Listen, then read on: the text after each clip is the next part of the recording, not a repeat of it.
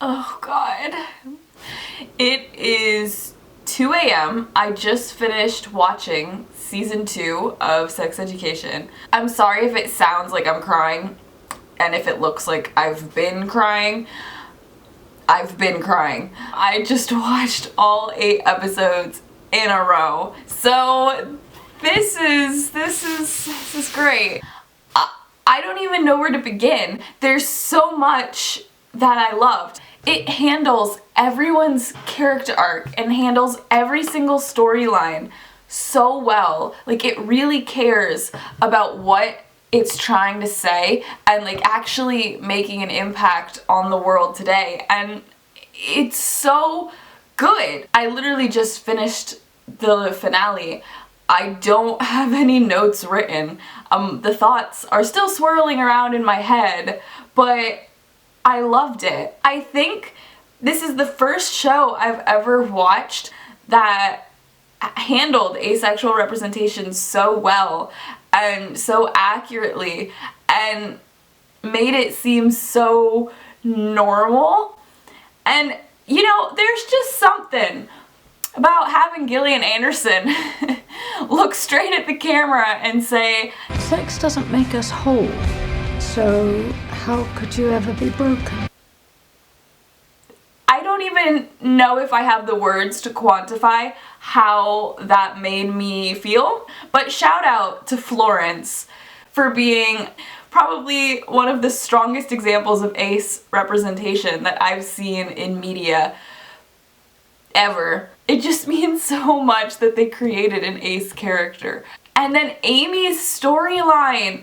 Oh my god, Amy! She's sexually assaulted on the bus, and yeah, she's not raped, but I mean, some really creepy dude, you know, jizzes on her. No one in the police office doubted her. Everyone was supportive. For a hot second, I was worried the male cop was gonna downplay it or say it wasn't, like, she was just blowing it out of proportion. But he didn't. He was literally like, "You're being courageous." And that's just so meaningful. And then to see her throughout the rest of the season actually like come to terms with the fact that her ability to be in situations has now been altered because of the incident on the bus, but that she can still live with it and she can slowly become her own person again. Like, that's just so important. Viv was a new character this season, and she was amazing. We all need a friend like Viv. I don't know if she realizes that she was the only person that Jackson confided in, that he basically self-harmed himself to get out of swimming and really just the life as he knew it. And honestly, I was so worried for Jackson, so worried, because he honestly seemed like he was really close to ending his own life, and then to have Viv A, realize it, B, tell him that he needs to go get help, C, sit there and take it while he lashes out at her about it, and then D, completely ignore the argument that they have to go straight to his parents and tell them that, hey, he could be suicidal like any instant. The strength that it took for her to do that after he literally insulted her, she really cares. And then the fact that he insulted her by calling her a robot because she loves statistics, and then they win the quiz bowl because of a statistics question, and she answers it. She's the one that's like, "Oh yeah, mu? I know what mu is, like, I got this." The thing that he was insulting her with as like a potential like weakness is literally the strength that gets them to win the quiz bowl. Like, I love the introduction of Viv. I love everything that she is. Oh god, they did her so well. Oh my god, and the girl power, the girl power, the girl power. I loved it. When Amy's walking to the bus stop and she sees all the girls there after confiding in them how terrified she is, just to see them there to support her. Like, they weren't trivializing anything that she went through. They were just there to support her. They were like, yeah, this is a really shitty situation that you went through, and you're allowed to feel shit about it. And we're gonna be there to feel it with you and get you through it. Like, oh god. And Jean, oh my god, Jean. The way it ended, oh god, is she gonna be pregnant? Like, Otis literally just figuring himself out. First of all, Otis, I'm like annoyed at his arc over the season, but like I feel like it ended decently in the finale.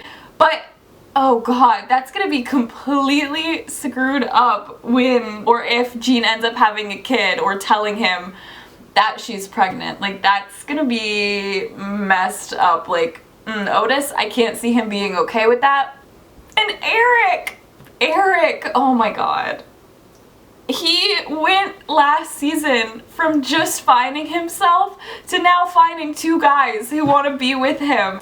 The scene with his mom where Eric was like, well, you're not gonna like any guy I bring home. And his mom literally looks at him and is like, it's not about the guys, it's about you. Like, I know you're with the wrong guy because you're not shining. That was really moving to see. Like, she knows her son so well that she knows when he's dampening his spirit for another dude. And also, like, I mean, he was fine, but he was slightly creepy. Like, he did, like, at the beginning, Eric said that it was like he was in a horror movie, and I mean, it kind of, who just stands there and stares, you know?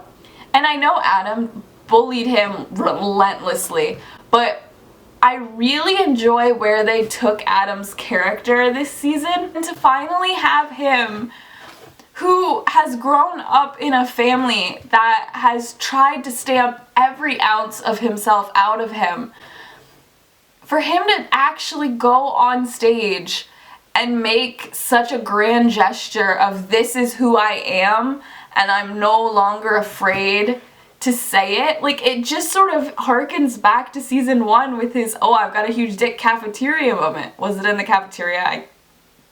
Details are hazy. You could tell he really listened. And Adam was like, you know what? That's right. I did hurt you. I apologize and acknowledge that I hurt you. And I can't make up for that. But I can be here and I can be who I am half as courageously as you, and maybe that'll be okay. And I just love that about his character. And I love that scene. I mean, for as annoyed as I was with Otis throughout it, I feel like that scene at the end where he stands up and defends Jean, just, he's a good kid. Like, he's got his head on right, even though sometimes it doesn't look like he does. I like how they spent more time this season actually name-dropping the different sexualities. She's literally searching up and taking a quiz about what sexuality she is. Like, can we please add that? What a mood. She gives the definition of pansexuality. We got the definition of asexuality. Adam said that he was bisexual. Like, they were name-dropping sexualities, and I just love how representative it is. There's literally no shaming of anyone's sexuality, anyone's interests. Like, no one is kink-shamed.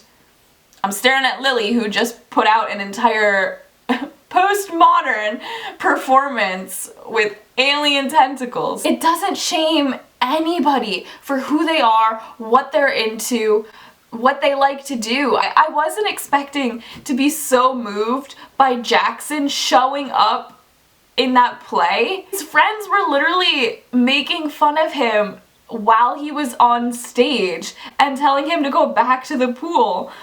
Like, what the heck?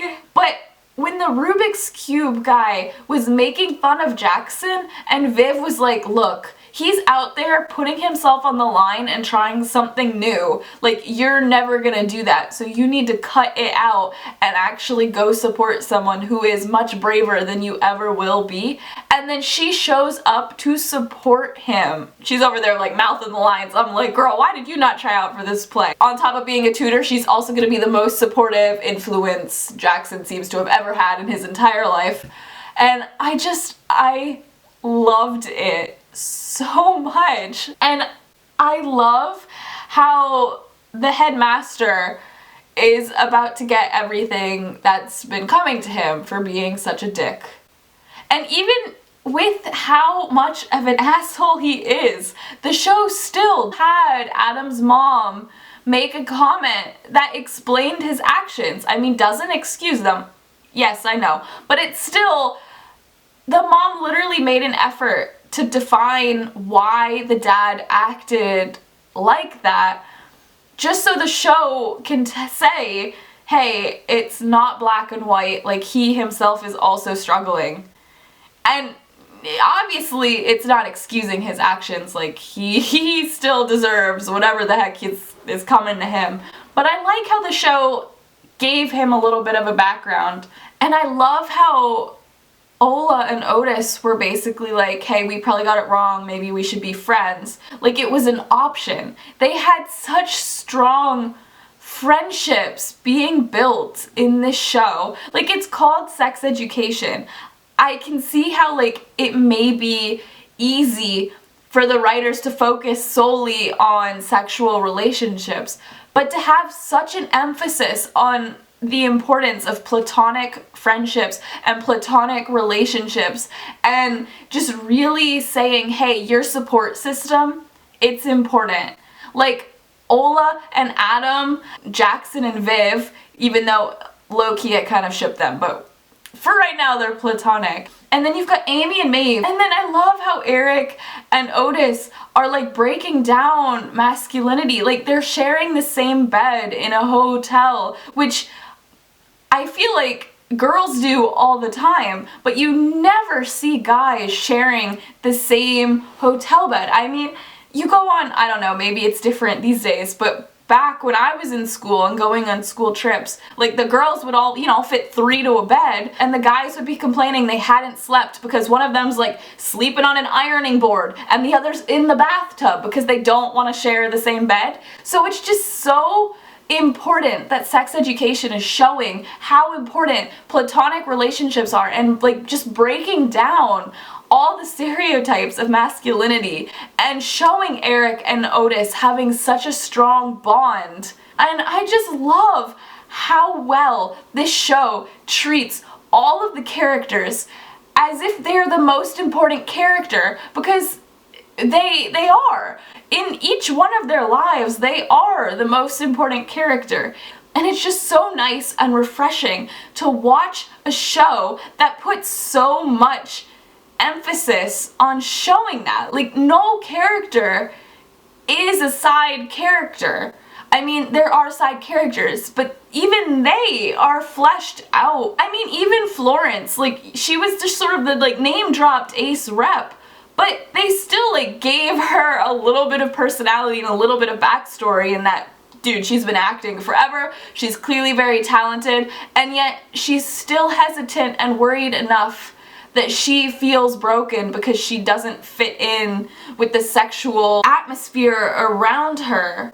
And I just love how Sex Education has just created this entire world that lets everyone be themselves and lets everyone know that that's okay.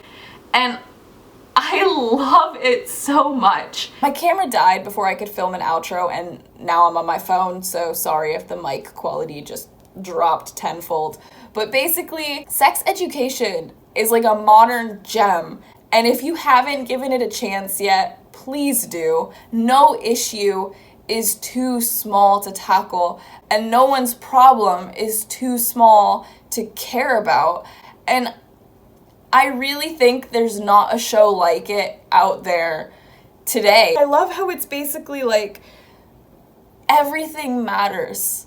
And sometimes that's exactly what my nihilistic ace needs. Like, you're not broken, you're not abnormal, you're not weird, you're just human. And I think we all need to hear that every so often. And this show is such a good reminder of it. I just thank you to the makers of Sex Education, because this show is just beautiful. The characters are so well done, and I love it. So yeah, if you guys have seen Sex Education Season 2, feel free to leave a comment down below and let's talk about the season, because my mind is reeling and where the heck is Season 3 gonna go? But yeah, I hope you guys liked this video. I know it was kind of like spontaneous and random, but yeah, see you guys. I'm already like in my pajamas, but I just remembered at the very beginning of this season when Maeve has to write her essay on what she imagines her future to be, and it's literally her just wanting a house with windows, the millennial dream, and the teacher looks at her and says, you can afford much more expensive dreams. I think that was probably the first moment I started crying, but that's probably debatable. I feel like there's so much I forgot because there's so much to love about this show. Anyways, it is now 2:30 in the morning. I did not mean to watch all 8 episodes at once, and I have work in the morning, so good night, guys.